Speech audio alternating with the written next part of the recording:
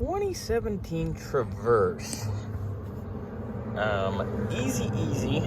It's a family car, otherwise I wouldn't be doing it. Because the hell with this new stuff. Anyway, easy to do. Door lock actuator on the rear.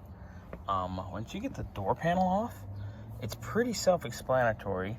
You need to take these two bolts out and pull the bottom of the window track out. It's plastic, so it's not a big deal. Pop your rubber here.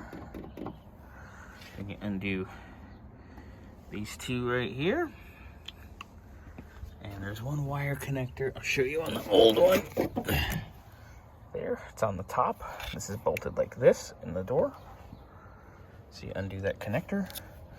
You pop this latch here, which retains the rod from the outside handle.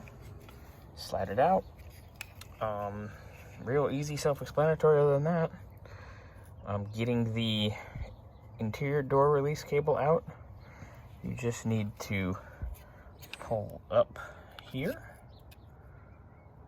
and slide it out. Put it in your new one. It's really simple, real self-explanatory. No need to align it, no need to mess with it. Very simple, straightforward.